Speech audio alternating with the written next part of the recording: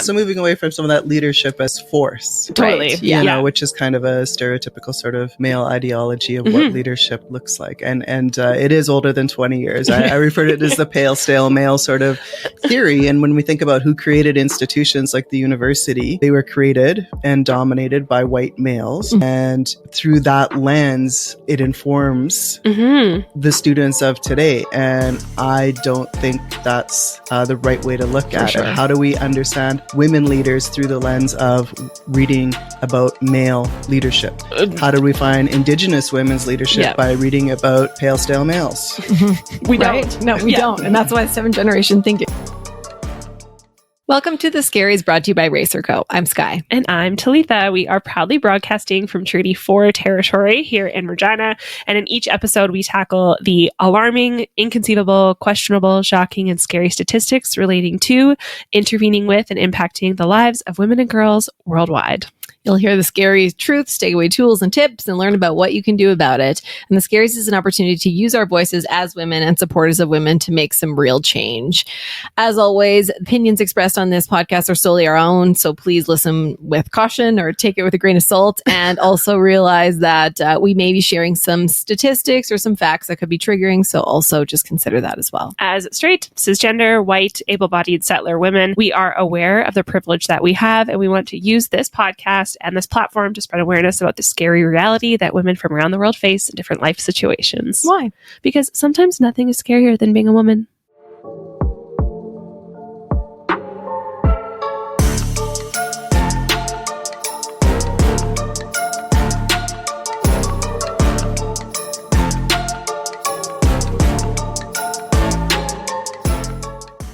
Hey, hey, hey! Today we're exploring the significance of matriarchs in Indigenous communities. Ooh. And we're so excited to have our friend, advisor, mentor joining us today for a discussion about her Ph.D. research, work, and lived experiences. But before we get into that, we've been on our own individual journeys with truth and reconciliation and have brought these learnings and lessons into our work at Racer Co. But of course, we're in the work of progress.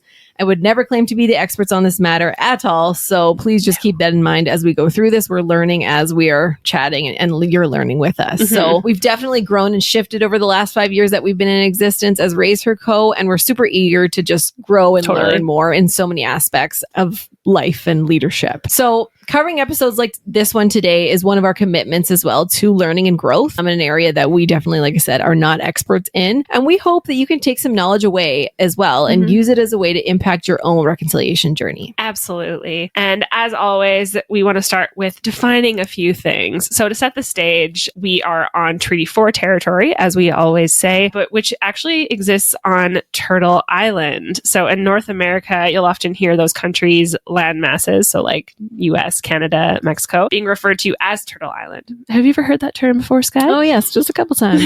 One or two. Yeah, but others might not have, so we should get into it. Always. So Turtle Island is a name used by various Indigenous peoples of North America. It originates from several Indigenous creation stories that describe the continent as being formed on the back of a great turtle. So beautiful. The term is deeply rooted in Indigenous cosmology and spiritual beliefs. For many Indigenous cultures, the turtle symbolizes creation, longevity, and wisdom. And the idea of Turtle Island highlights the sacred relationship between Indigenous peoples and the land, emphasizing their stewardship and interconnectedness with the natural world. Okay, and this is also actually very random, but have you seen the Disney movie Strange World? No, it's new, right? Yeah. Yes. So I have good. not seen it. Okay, so if you haven't seen it, and sorry, you haven't seen it, but I'm going to ruin this for you. But if you haven't seen it, skip ahead like 30 seconds because I'm about to have a big spoiler. But I was absolutely obsessed with how the movie showed the impact of colonialism and this like capitalist, focused, driven way of like wanting more, needing more, sucking the earth dry, that kind of thing. But in the end, you actually find out that they are living on the back of a giant turtle. Oh, cool. Yeah, it's so cool. Like they do it's the whole thing. They're looking for like power or whatever, but they go in and then they like come out the other side and they're looking in the eye of this great turtle. And then they find like they realize that they're living on the back of this huge living thing. Wow. Yeah. It's really, really beautiful. I'll have but to watch I think it. like I was like, there's some Indigenous understanding and ways of knowing and being in here. Yeah. So cool. Okay, well, here's another definition for you. And this is really around the root of what we're getting into in this episode. And that is matriarchs. So matriarchs are the wise leaders of Indigenous communities, and they play a pivotal role in shaping the cultural landscape of First Nations, Inuit, and Métis culture on Turtle Island. In many Indigenous communities, women are seen really as the heart and soul. Okay? They still are, and women in general. It's heart and soul. So, we are everywhere. Yeah. So the term matriarchy refers to a society where women hold the majority of positions of leadership or decision making. Fancy that. They're the ones who give life, and they take care of everyone. They speak up for their kids, their grandkids, and future generations. They speak for also the land, the water. They carry the languages. They hold valuable knowledge and lead important ceremonies. So important. And I also read that the matriarchal systems not only welcome women in leadership roles, but they are rooted in the deeper concept that women are direct reflections of the climate, the land, and the waters. I'm like, I feel so powerful in this. That's why the earth is commonly referred to within Indigenous cultures. And I think that's like seeped into kind of everyday culture, but as mother. So Mother Earth, based on her infinite abilities to provide life and longevity, which is a reciprocal process between humans and creatures and the environment as a whole. Spirituality really lies at the heart of Indigenous cultures, and matriarchs serve as spiritual leaders.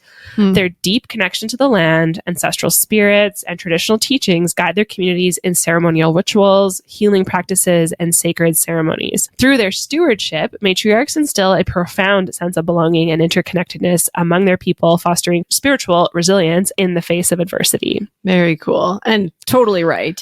And really, because of the importance and just the revered role that women hold and held Indigenous cultures, men and women were historically always equal in their unique power and strength. So they had very different power and strengths, or they were viewed as different, but both equal and equally respected, and their roles were equally important, which we don't see every day. No. And they each had autonomy within their personal lives. So they each had their roles, and they stuck to those lanes. They didn't try to mix into it, which, I mean, pros and cons there, but that had a sense of respect for each other.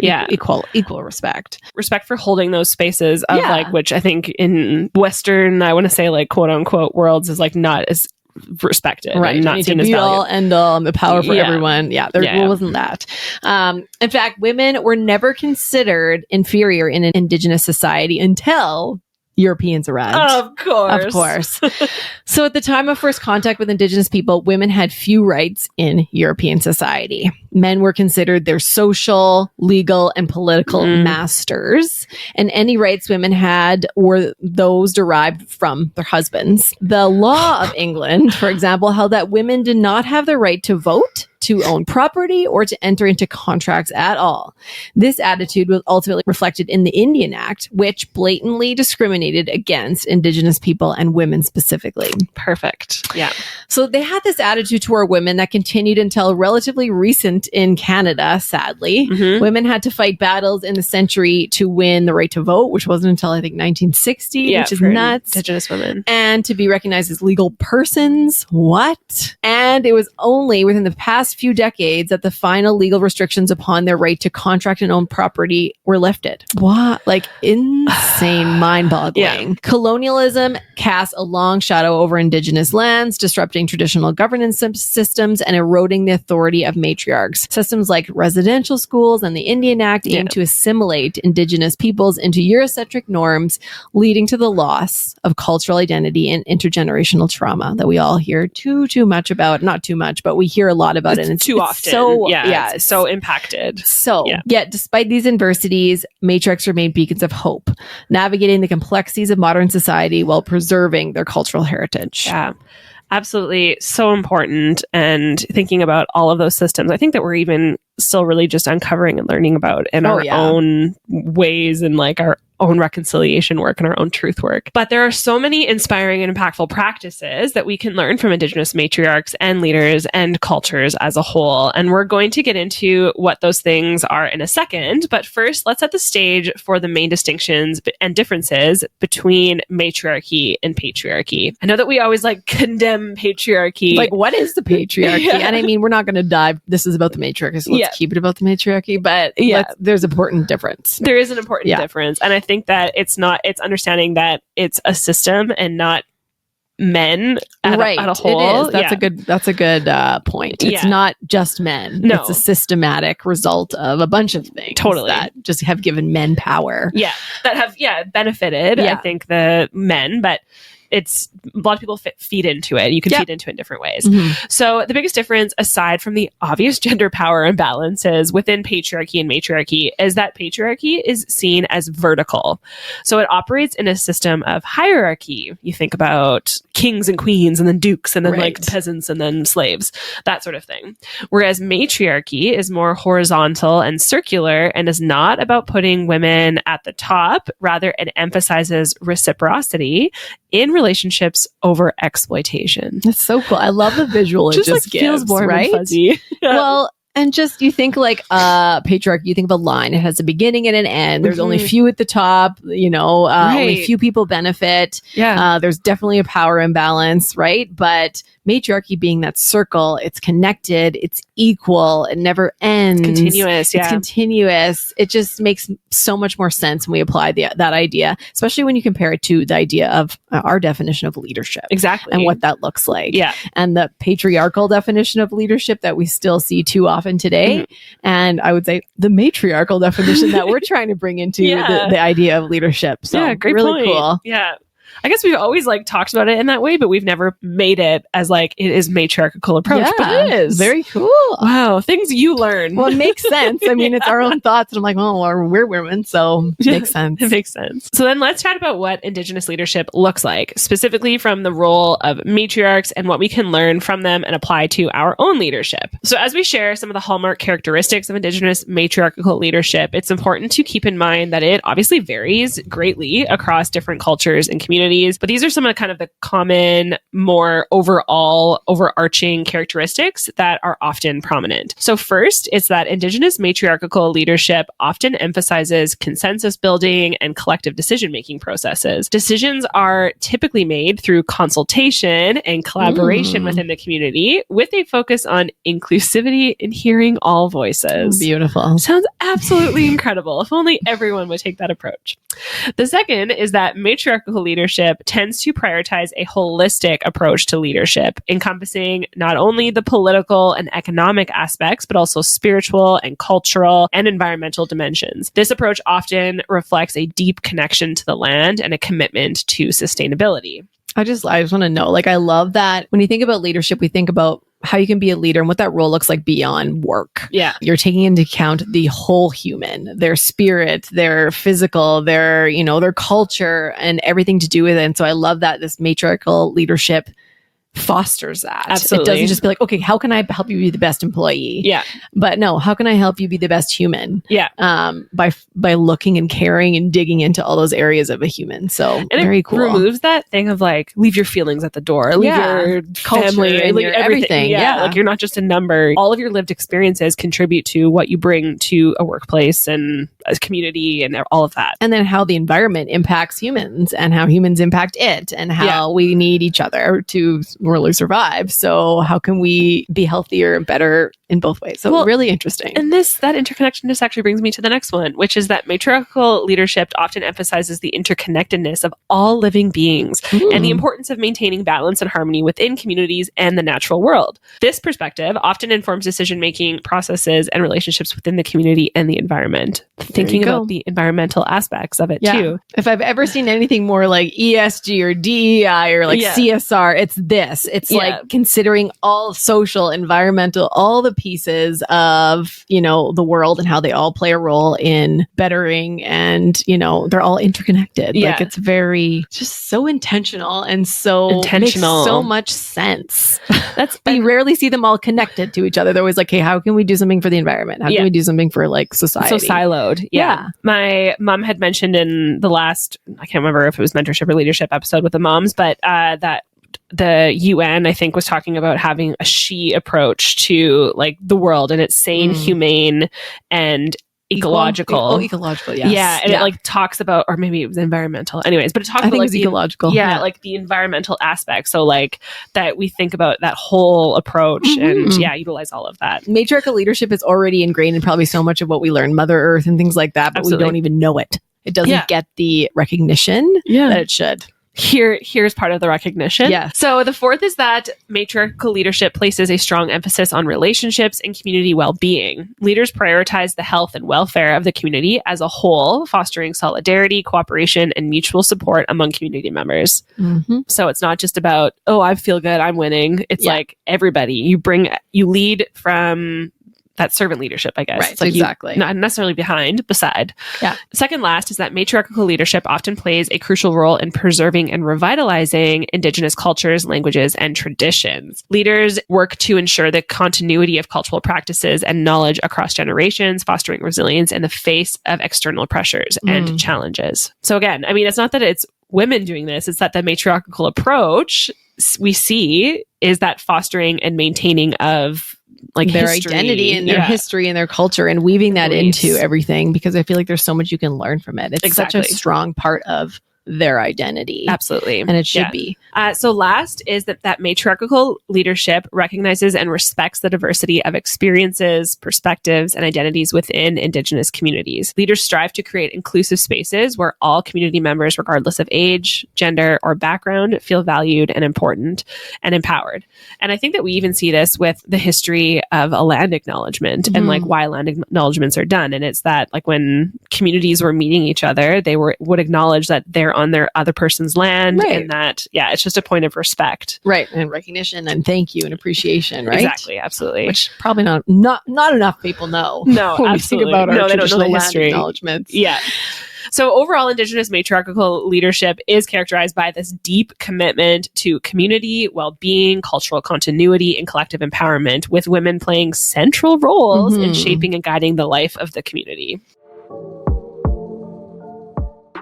So interesting. And so many of the traits or the characteristics that you shared are very representative of our guest who's going to be on with us soon, Lori. And I know we both heard her speak on a number of occasions, and we've been in meetings with her and all kinds of things and events. And she is very memorable and she has so much to say. And what I love is her and so many other Indigenous leaders, their use of storytelling and inspiring others and teaching and just their whole leadership approach. And so it got us thinking a little bit more about the significance of storytelling to Indigenous leadership and that approach. And we discovered that it plays a very critical role and strategic as well for several reasons. So let me share a couple of those with you. So the first, and this kind of ties in with what Talitha said, is the preservation of cultural identity. So when they share those stories, it helps them preserve and transmit their cultural identity, their theories, their histories, and it brings those stories from one generation to the next, which is super important for, again, making sure future generations understand, support, recognize, and continue on the same stories. I mean, it also reinforces the interconnectedness of individuals within their community, their ancestors. It goes far back into their spirituality as well. So exactly, yeah. So that's one reason. It's also involved in just teaching and learning. Oftentimes in most stories, if it's a good story, it's got a moral, it's got a teaching in it, right? Yeah. So they use it to relate, to educate, to bring things into a simpler concept for people to understand and then obviously comprehend a little bit better. And really a lot of, in terms specifically matriarchal leadership, a lot of their stories are all about lessons on ethics and morality and resilience. So again, those inspire. It's a lot more inspiring to hear a story about what I went through or what, our culture went through versus just like, let me just tell you about resilience. And this is why you should do it, right? It's also, that's like that memorable part of it. Like you don't forget it. You're and like, it hits your emotions differently, right? And you don't forget it because it hits you in an emotional way versus a, cognitive way. Yeah. So another item, another trademark of storytelling is that it bonds and unites the community. So really those stories bring people together by shared experiences that you might have. Oh, I went through that too, or I can relate to that. It fosters empathy, understanding, solidarity, and really promotes a social cohesion and overall well-being. Yeah. It also empowers and provides representation. So Indigenous matriarchal leadership often amplifies women's voices specifically through storytelling. So it's the women telling the stories and the stories are about women. So they're represented in these stories, which is great, as having a key role, not just the supporting role or the background role. They're they're the leads in these stories, Yeah. which is so great to see. And oftentimes that helps to promote gender equality and empowerment and inclusivity within the community when you can see yourself, hear about yourself, or people like you in those stories and how they overcome it. You think you can do it too, or you're more inspired that you can. And lastly, the last hallmark of storytelling is just the inspiration and resilience that it provides. So it creates a sense of pride in their cultural heritage and belief in the ability to overcome obstacles collectively, and especially in Indigenous cultures where they've still have so many adversities and so much trauma. Yeah. Stories are even more important to remind them that they can do this, that there is hope, and they can continue to fight on. So I love that. That's a really great coverage. Thank you for that. I think stories are, I know, in Indigenous cultures used so prominently in teaching and everything, as you said. And not that I didn't think about this in terms of other speakers, but when I do hear someone speak and they tell a story, not maybe in an Indigenous context, but in any kind of context, you hear someone on a TED Talk or you hear whatever, and they tell a story, and if it's a personal story or if it's something that actually paints the picture, it just sticks so much better in your brain, which 100%. Makes so much sense. Great way to lead. Yeah.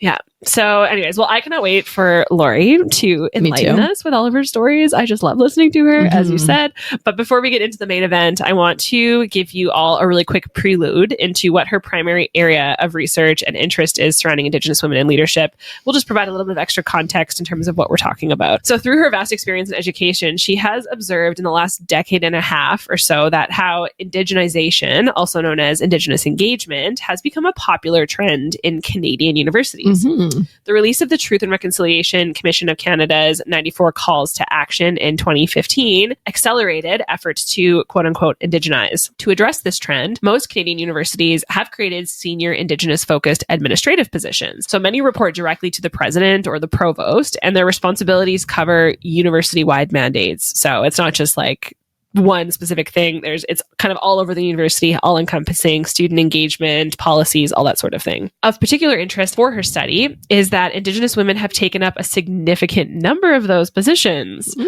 University ideologies that focus on meritocracy, individualism, and competition do not coincide with Indigenous worldviews, as we've learned, and can create conflict for Indigenous people who hold formal leadership roles in universities. So 3 things that she discovered were: 1, most of these senior executive positions have been taken up by Indigenous women. 2, most of the research to date about the experiences of people in these roles has been focused on the challenges they face, so looking at the negatives. And 3, research on Indigenous leadership has predominantly been about Indigenous men in political positions or Indigenous women as grassroots organizers. So that's all I'm going to give you for now, as we want Lori to really drill down into her research that she has so far, to share how she found this out, what impact it's currently having, and what needs to be done to change things in the future. So with that, let's get to the main event. Welcome, Lori Campbell. Welcome. Hello. We're so excited to have you.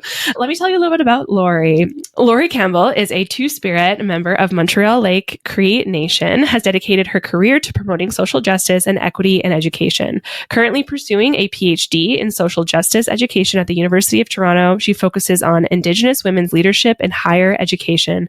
With over 16 years of experience in student services and administration, Lori has received numerous awards for her commitment to service and leadership, including the Women of Inspiration Indigenous Leader Award and the National Inspire Award for Leadership in Education. Huge deals. Amazing. Through her work, Lori shares her personal and professional experiences to promote Indigenous voices and advance social justice in education and communities. Welcome again. Welcome. Hello again.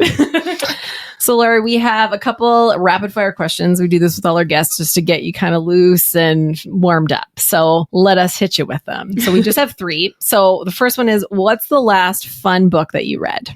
Okay, so I hadn't read a fun book for probably 5 or 6 years until just recently. I'm just going to check here. I just got this brand new book called Through Hiking Will Break Your Heart by Carrot Quinn, and it's her story about hiking the Pacific Crest Trail. Wow. And I'm loving it, and I'm so enjoying reading something for fun again. And that was a gift from the amazing Clara Hughes, who I think thought that I needed to tend to my mental health and take a break. Yes. That's really good advice. For sure. Everyone needs that. Yeah. So next one, who do you look up to the most? I'm so lucky to have so many mentors and people in my life from all different walks of life, and some, younger than me, some older than me. But I would say ultimately the person that I probably look up to the most is my auntie, Lori Campbell. The work that she's done, and the more spaces and places I go, everybody knows her, and I continue to hear all the amazing things that she's done. And I have a lot to learn yet from her. Oh, amazing. Awesome. I love it when it's someone in the family. Yeah. It's just like, so close. The moms. Perfect. Okay, last but not least, what is your scary? I think my scary is probably, when I think about in Indigenous culture, we think about 7 generations thinking. And I think one of the biggest issues today is that people don't care enough to think past when they're going to be here.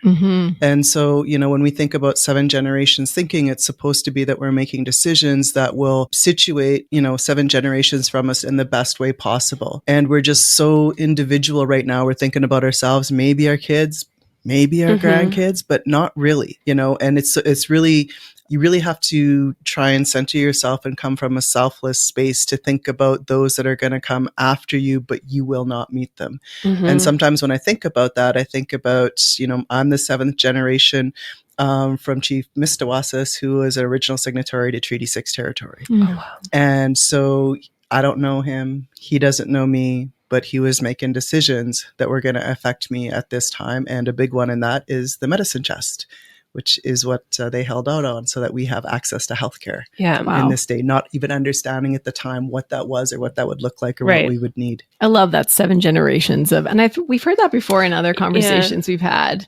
I think I hear it so often in terms of the intergenerational trauma. So it takes 7 generations to heal from that, but I've never actually put it in perspective of like, there's still 7 generations to come after me. So what am I doing right now that I can impact for the good people who are going to have to live in this world, and especially in terms of the environment and all everything. Of those wonderful things. Being very intentional with everything you do. Yeah.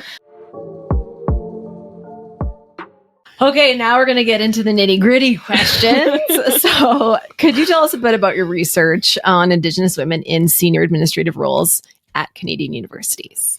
Yeah, so I'm just waiting for my ethics approval so I can actually, fully get underway on it. What I'm looking at is Indigenous women's leadership style. In the university, we know what a lot of the issues are in the kind of work that we do in senior administrative leadership roles that are sort of centered around Indigenous engagement, Indigenization, decolonization, that sort of thing. We know so many of the issues, and there's not a lot written really about Indigenous women's leadership as a strengths-based, standalone, like what are we bringing?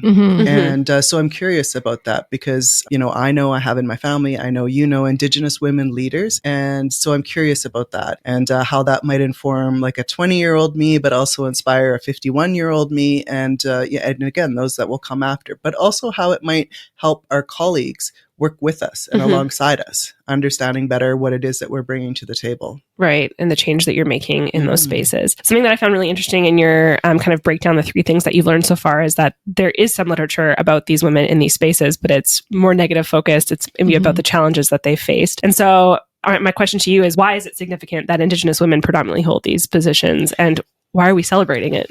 I don't know. It just happened that I noticed that it was women in these positions predominantly. Now, we're a few years later, and we just actually had our national meeting just this morning, and there are a few more men in there, but it's still significantly dominated by women. But women were definitely the first sort of through the door and to take on these roles. And so I think there has to be some significance in there. Now, I don't want to jump ahead and decide what my research is going to tell, but I think, we've heard stories about, Indigenous women as leaders and Indigenous women taking, that next step and healing families. And we know that Indigenous women are enrolling as students at a higher rate than Indigenous men. Actually, all women are enrolling in university at a higher rate than men. And so I'm curious, about that. And, I suspect, obviously, that this is part of what's occurred because of that, but it's hard to step into a leadership role in a mainstream organization. Yeah. So what is it that they're bringing? And myself included, I haven't really analyzed that, and I'm part of the one of the participants in the research. So, because I work in that area, and so that will be interesting as well. I love that you get to study yourself in the process and like understand how you move through the world in terms of all of this that's going on. We often look at leadership as like male or female, right? We look at specifically female leadership, but no one really digs into the intersectionality of that. So how different religions, how different cultures, how all of those things impact your values and then how you lead. So can you tell us a bit about what are the specific traits and characteristics of Indigenous women's leadership style and how do they differ from the conventional leadership paradigms? So again, my research will tell me more about that. But so some of the things that I looked at in the background, there's work published on Indigenous women as leaders, like in grassroots sort of movements. So you think of Idle No More, blockades that have occurred, Oka, those sorts of things, and the women warriors that were there. And then there's literature written on Indigenous men in leadership, and it's usually in like politics. There is a little bit on Indigenous women in politics, but not so much. And so I also found this like imbalance, right? It's like women as grassroots leaders and men as political and more mainstream leaders. And yet when you look at like what I said in the university, it's like, well, the women are up here at like the highest leadership positions, executive roles as well. And so that's really what I wanted to like look at and kind of shed some light on, and noticing that Indigenous leadership, Indigenous women's leadership in particular, is not defined by or through the lens of white scholarly leadership, right? And so because we were leaders before colonization. And so that's also been another piece of how I'm doing my research. Yeah, I think so often we look at leadership from like, leadership was only defined like 20 years ago, and that's what we're basing it on. But no, the ideas and the ideologies of leadership is ingrained into so many cultures, and it's different than what that kind of 20-year-old definition is. I think it's older than 20 years, but and let's be honest, we're trying to change the definition of leadership all the time, from that status symbol and those certain like aggressive male, typical stereotypical male characteristics to something else and more set of behaviors that lift others up. Yeah. So moving away from some of that leadership as force. Totally. Right? You know, which is kind of a stereotypical sort of male ideology of what leadership looks like. And it is older than 20 years. I refer to it as the pale, stale male sort of theory. And when we think about who created institutions like the university, they were created and dominated by white males. And so who wrote the work that we study today? It was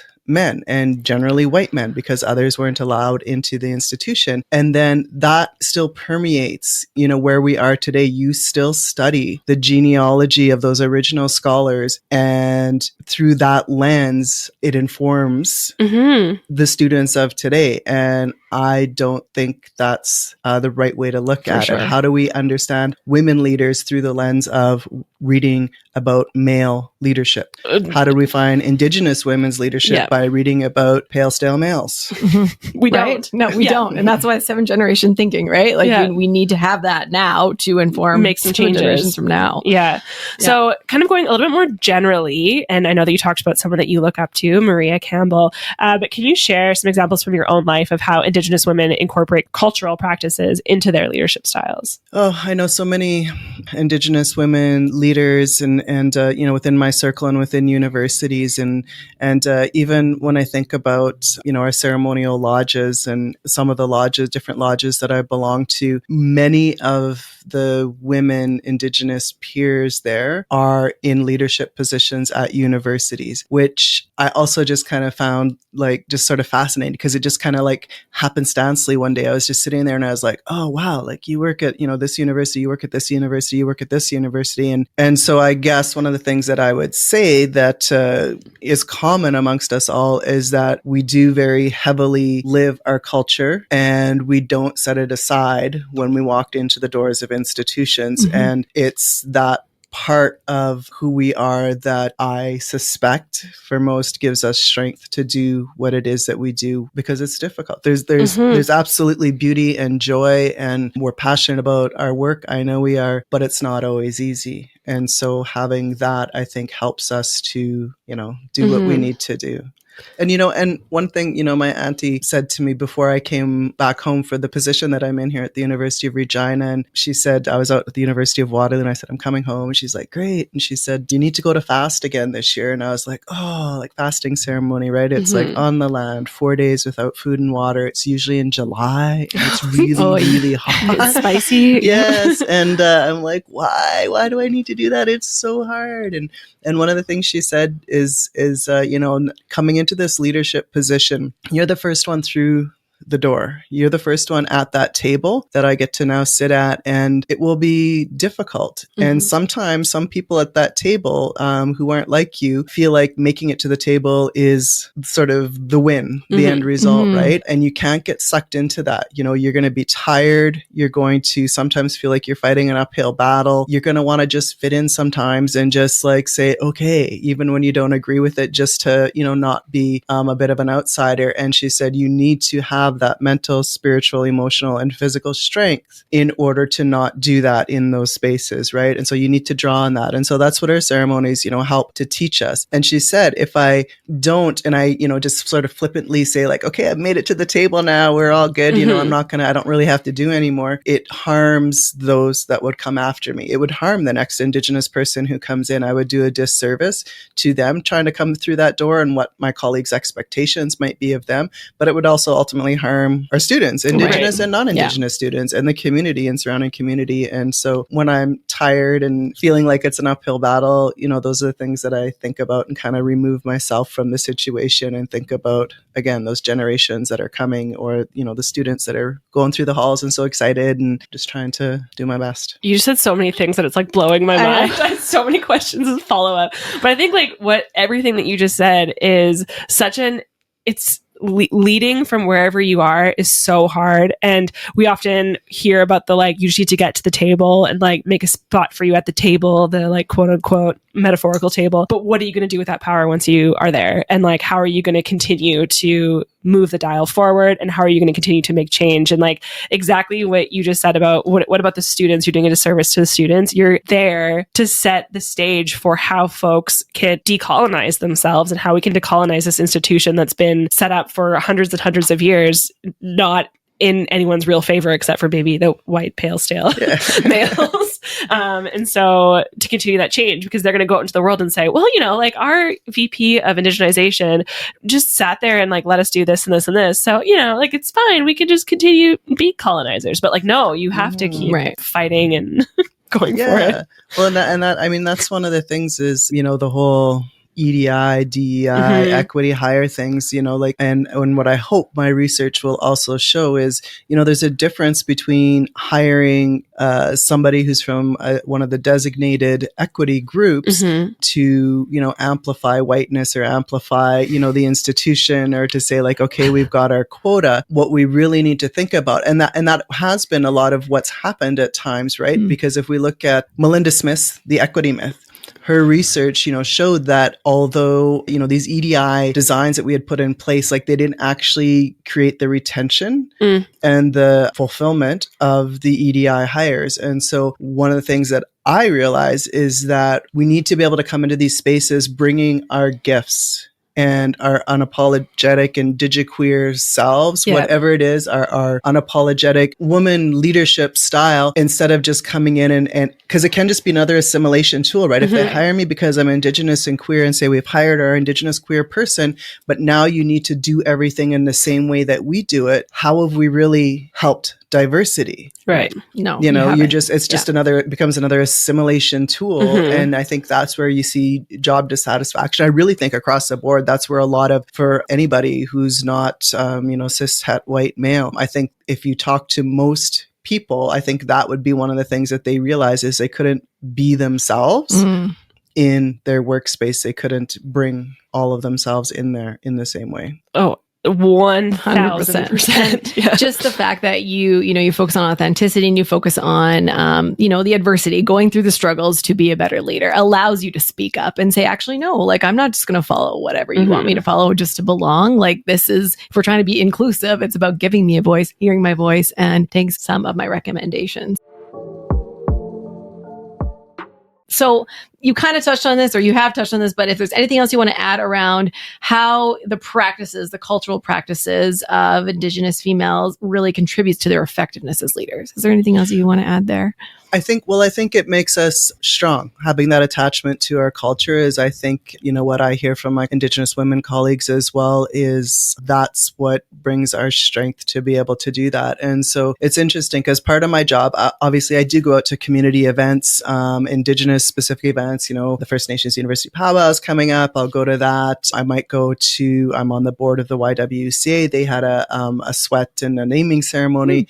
I went to that. Those are things that I engage with culturally and ceremonially where I'm often there for a purpose of the university, and bringing the Indigenous students and all that, sort of carrying that with me while I'm there and trying to serve and do well there. What I also have in my terms of employment, and I know I was one of the first to actually really get this in writing across my peer group, is I said, of course, I will do all that. But one of the reasons you've hired me is because of not just my academics, and I got a lot of degrees already. So, more than some others, colleagues. And so I bring with me more than my indigeneity, but you do want me to bring my indigeneity with me and my cultural understanding and my lens in which I experience the world. And so in order to do that and to be the best leader that I can, I need to be able to go to my ceremony where it's how I focus to take care of myself and my family and community.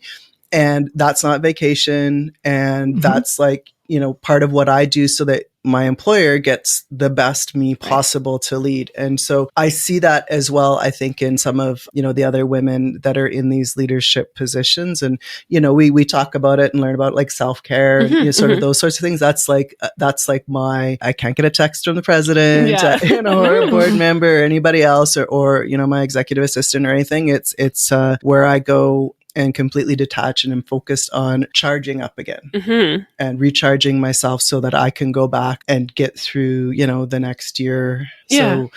So I think it's a lot of that. So it's not necessarily I'm not there to teach cultural awareness. We've been there, done that. People should have some degree of knowledge. I also understand, we have newcomers or international students. And so there's always spaces and places where that's important, but we need to think of the context of it. When I was hired, I always think the best time to be in an interview process is when you don't actually need a job. I had a good job. And so I ended up in this interview process with the University of Regina. So I thought, I have nothing to lose. I will tell them what I will bring. Right. And if they like it, they like it. Yeah. And if they don't, then I guess they probably won't choose me, which is fine. And I still have a great job. And so, I really was clear and said, I'm not here to teach cultural awareness. I'm not here to sort of, hug out racism. I'm here to look at systems change. What policies and procedures were created, I don't think to be racist or to particularly exclude people, but they were made without all the voices that needed to be in the room. And so now that we've enacted them, we realize that, oh, wow, this harms a certain demographic of students or colleagues. And once we realize that, then we need to do better. It's not just about knowing about us as Indigenous peoples. We need to understand our relationship to each other. Yeah. Because a lot of that Aboriginal awareness training, as it was called, is really just learning about Indigenous people. But that also makes it for a very power dynamic, right? I want you to know about who you are. How did you come to this land? Yeah. At what generation? Why did you come to this land? Where were the Indigenous people in proximity to where your family settled? And understand and start to realize where things went wrong and we didn't get to learn alongside one another. And then we can learn about each other. Yeah. Not just learn about me. Because that removes all accountability for any sort of ongoing harms that are still being perpetuated. And so those are the things that I kind of think about. And I guess they liked that because there was a lot of people in different panels you go through in an interview process for this. And that's really where I kind of settled. And I feel very fortunate because our leadership team and our board and across the campus, there's just a deep willingness to do something different, to take that next step. We're ready for that next step. That work that, has been done before all of us has been done by, by your moms, by, by my aunties, right? And so now we get to be here. So what are we going to do to take the next best step so that those that will follow, won't be saying well, you knew about all this and how come your generation didn't do a damn thing? Right. You know, I don't want to be that person. No. You know, whose grandkid comes and says like, you know, yeah, like, I truly don't think you will. No, I don't think so at all. I think you set the stage. Yeah. I love that you kind of led the way and created space for including ceremony as part of your job, because obviously you want to come as your whole self to your position and keep doing all those things that you said in the interview process every single day in the university setting. You know, in your research or your proposal, I guess you talk a lot about like the way that Western universities are set up. So can you talk a little bit about like the clash between that Western university ideology and then the Indigenous ways of knowing and being? Yeah, you know, institutions are, I mean, they're colonial institutions, and I get that. Right. It's not about, you know, some people think like, oh, we want to just like go dismantle the whole institution or bring it down. It's not about that. Obviously there's value in the opportunities that come with, you know, education in the institution. And so it's really some of the clashes, I guess, come with like whether it's timelines.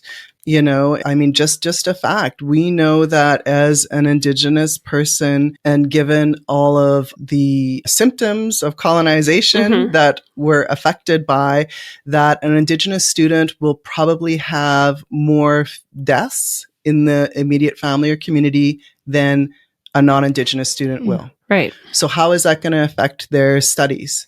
I was at our provincial conference. The ministry had put it on for Indigenous post-secondary institutions. And one of the students, I had the privilege of moderating the student panel, which is always my favorite to do because they bring such blunt, you know, in your face, like this is a reality of it. And one of the students had said like another student, you know, whose mom had died and like they had to be back at school within the week, you know, in order to not fall behind. And how can that be? Like as an employee, you know, like we get more time than that. So how can we expect that of students? And so I think about things like that, or those are some things I see. And then we also have, you know, like myself, I often tell my leadership team, you know, like I'm living my life as an Indigenous queer person. At the same time, I'm trying to lead the university through whatever is happening, right? And of course, we've had lots of the gravesite recoveries. And when that's first started occurring, and then more closely related to us is Maryvale Residential School, which is very close to our community. We have lots of students. Our board chair is from that community. And at the same time that the university, and that hit the news, and the university is saying we need to, you know, make a statement about that, I have like nieces and nephews and other people calling me and like, oh my God, like trying to process it. And I'm trying to process it. And I said at one point to our team at the university, and I've actually said several times, you know, you have to understand that I'm living this as I'm like trying to do my work. And so I might need a moment sometimes. And the media is just going to have to wait, you know, not look for that sort of knee-jerk reaction. And the leadership team has been amazing. You know, I think it was maybe a learning curve for them to actually understand what that means. But I do believe, and that's part of my role at the institution, I want my colleagues to understand more, to take that next step alongside me and to see things, you know, a little bit differently. And so that's another thing I think, you know, that we need to consider as well. Yeah.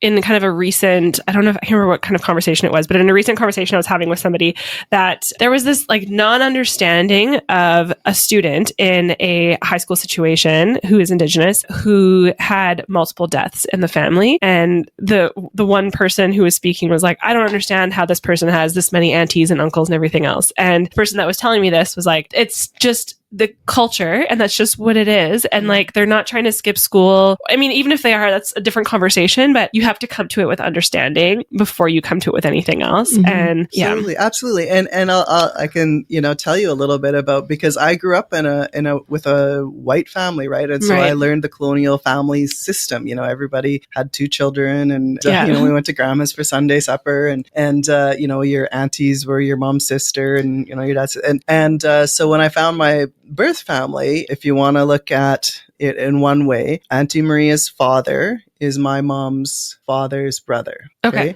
So when I first met Maria Campbell, I a few times kept saying that I was her cousin. And one time, and then she would kind of look puzzled, and then she'd say, Auntie, and I'd be like, okay. And then again, one time when I was at her place at Gabriel's Crossing and at her summer house, and somebody was visiting, so like one of her friends, and she says, this is my niece. And I said, cousin. And she like She said, stop thinking with your white mind. She said, I'm your auntie. She said, like, show me some respect for my age and my learning and the role that I play in your life. Oh my God, I love And that. it was such a good lesson because I just understood things like so different. And that's probably one of the first statements that really kind of set me on this decolonizing lens.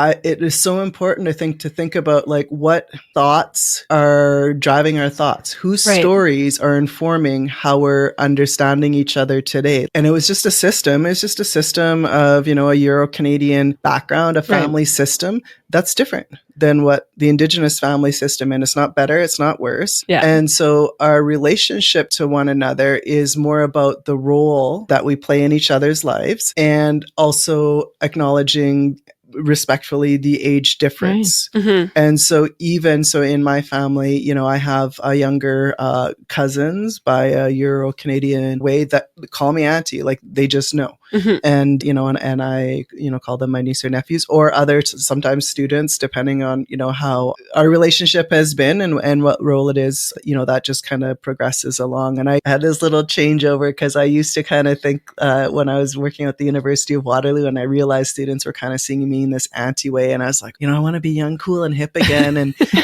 but it was a bit of a transition because then I realized that this is just a beautiful thing. Like what an honor for somebody to view me in that way, because I think of my aunties and how much, I rely on them and how much strength I get from them. And so like your aunties, there's multiple aunties and you're expected, as you would with any auntie, to be there. Like should something happen, should somebody pass, and you're expected to be there and you should be there. And so that's different. Even with some of our work, right? Like you only get like a certain number of days if it's a certain person, right? Or an in-law of such. And, how do you navigate that? I think there are, a few differences now within our unions and things. So that would be an example of a policy or a union decision that is just egocentric. Right. As far as Euro-Canadian culture. This literally brings me perfectly to the next question, which is how do you navigate those conflicts in culture, in them understanding, in, how do you go through your role, especially as in a leadership role, to help others understand? I'm an educator. The older I get, the more I've just come to accept some things about what I bring and have some trust in that, because to not do that also kind of disregards or disrespects the people who have invested and shared and spent time with me and helped to teach me. And so a lot of times, like if it's really hard, like I remove myself again from it. Even if my voice shakes, I still got to say it because I'm the one who gets to be in that room or at that table. And so literally like one of the first things I remember when I first joined the university and I thought, okay, I'm going to be the first Indigenous person at this executive table. I need to set the tone, because if I sit there and if I don't say anything, this is what I'm thinking in my head. This was my self-talk. If I don't say anything, they're going to probably expect my colleagues that I don't say anything all the time. And, so I read through all my notes and or all the information and I came up with a couple questions. And then when I got in the room, I made sure to ask my questions, but actually what came out of my mouth, like almost just minutes into the meeting, because I looked around the room, I saw all these pictures of men on the wall, mostly white, couple women. I saw the artwork in the room and I just kind of out of my mouth kind of came, said like, I just got to say, if I look, around the room, like y'all are white. And so I just want to acknowledge, that I'm coming in here not, with that experience and through that lens. And I see that like it's very much, in my space here. And I just want to acknowledge that. And so some of it is just acknowledging, I often ask, is this decision I'm making actually going to further assimilate Indigenous students, or am I, allowing them to be unapologetically Indigenous?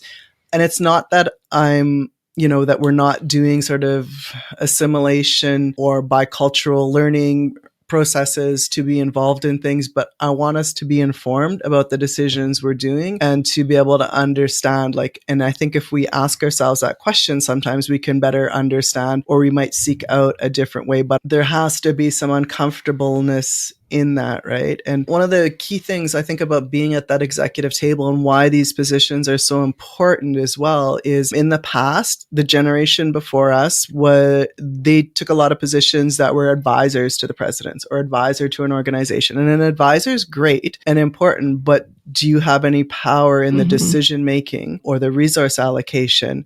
And the other thing that happened was like a leadership team would meet, and if they decided, oh, it's an Indigenous issue, they would go to the advisor, and then they may or may not take the advisement. So the person was never involved again, like in the decisions that affect all of the institution. And I hope, having us at those decision-making and resource allocation tables that affect all the institution, that we're going to cause less harm to Indigenous students, staff, and faculty, because the conversation about the university budget does involve me.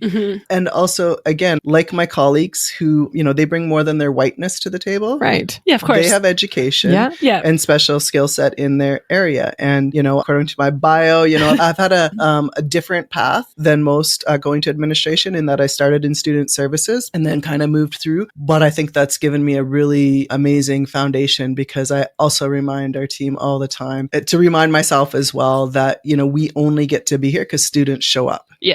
We get to have these amazing jobs because students show up, and we have a responsibility to that. And it's not just the education, like not just what's learned in the classroom. It's like, are we supporting good citizen development so that they understand each other? We have such a diverse student population. How are we fostering that? Because they're going to be colleagues down the road. They're going to, they're going to be the ones taking care of us when we're old, and all those sorts of things. So I think about that broader responsibility, and it's beautiful, right? It's like, wow, what a privilege. It is such a privilege. And I think that so often we forget why we're here and what we're doing and who we're doing it for. So great that you're taking it to the table, reminding everybody. Okay, so looking back at your research more specifically, and I know that you're not complete your research yet, but you had mentioned that it does aim to decolonize leadership theory. So what does this mean, and how does it challenge traditional Western frameworks of leadership? Right. So when I first went to university in the early 90s, I learned about feminism. Right. I heard of feminism, and I'm like, oh, what is this? It sounds really cool. And so I tried to learn about it, but I didn't see myself represented in it. I didn't see Indigenous issues represented. In the literature and what I went to the I love libraries. Libraries are amazing. And I went and I'd read through stuff, but I never saw me as an Indigenous person, as a queer person in that. And so I kind of just thought feminism wasn't for me. It was just something that belonged to white women, I guess. But I was reading the wrong stuff. Right. I was reading what was there. And so when I look at leadership, most and much of the publications and the theory behind it that has been written has been by those with affluence and resources for multiple generations, which comes from white males and now some, white females. And I was thinking about how, again, Indigenous women were leaders before contact. And so I just started thinking about I don't want to compare it. I don't want it to be a comparison to. It's not. Right. It's not a comparison to, and I don't want it to be informed or seen through the lens of white leadership. And so one of the things that was an exercise for myself in doing my literature review, for example, there's so much Indigenous scholarship out there now, which, wasn't on the generation before. I draw very heavily on Dr. Jackie Ottman's work, president of First Nations University, whose work was around Indigenous leadership when she did her Ph.D. And had this conversation with her, but a lot of her literature drew on wasn't Indigenous authored. Right. Because it wasn't available at the time. And so I made a conscious effort. So she did that step before me, right? And it gave me something to build on. And so now that there's all this Indigenous literature out there, I wanted to learn about leadership from Indigenous people. Not from white people talking about Indigenous leadership, or not from white theory around leadership, and obviously focusing on women. So I did a calculation, but 85% of the literature I draw on is by Indigenous women, maybe 5% Indigenous men, some of it Black queer women. And there's only one actually white woman that I reference directly. It's not that I don't reference or don't refer to some white theory, but usually when you're doing scholarly writing, you go to the original source. But I didn't want to do that. So if, for example, Jackie Ottman or Kim Anderson or Lynn LaValle or Sheila Cody-Meek referenced some white theory, I would say, so-and-so as seen through the lens of Sheila Cody-Meeks, because then it's already the Indigenous interpretation of it. But it also leads to who then the genealogy of referencing. If I don't reference all those Indigenous women, the genealogy just doesn't continue on. So now somebody, hopefully the next person who comes along can take mine and see all this Indigenous scholarship and just go back to that, right? So in my work, I try to think about not comparing at all. Right. So I try to erase, like my auntie says, stop thinking with your white mind and just understanding Indigenous women's leadership, because it's a thing. I don't quite know what it is, but it's a thing. It's been there forever. And I just want to look at the beauty of that and how we're doing that, how we're walking forward with that within us. Beautiful. I just love it. And so strategic and well thought. Like when you're thinking about writing, it's not just let me just write and just collect all these things. Who am I collecting from? What is that going to say to the next person who reads this, and so on? Like it all plays such a connected role. So it's super cool. That's so important in like even first year classes when you talk about changes to be made. I'll say to faculty members, like, look at your syllabus. Like, whose work are you teaching from? Mm-hmm. Yeah. And if you don't, there's Indigenous brilliance and scholarship in every academic field now. Yeah. And so if you're not including that, you're doing two things, especially in that first year class. You're teaching white students that there's no Indigenous brilliance and nothing to offer in this area. And you're teaching Indigenous students that there's no Indigenous brilliance in this area. And therefore, maybe you don't fit into that. And I think those are ways in which we push students out of school. Same with like women in particular, right? If you're not reading any research, scholarly research in engineering by women, you're probably thinking that, well, like, I don't know, do I have anything to contribute in this area? Why am I special? Like what, no other women are here. And so we have impact in like so many unintentional ways, but we need to think about these things. Yeah. It gives me like goosebumps all over, because I think that we're now at a place, and I think our world and our society, where we can start actually thinking like that and start making then progress for the future. I mean, I know there's still so much work to be done in terms of remedying what's being done, but like we can actually start making waves in terms of those 7 generations. And challenging the stereotypes right there that exist. So you mentioned earlier how you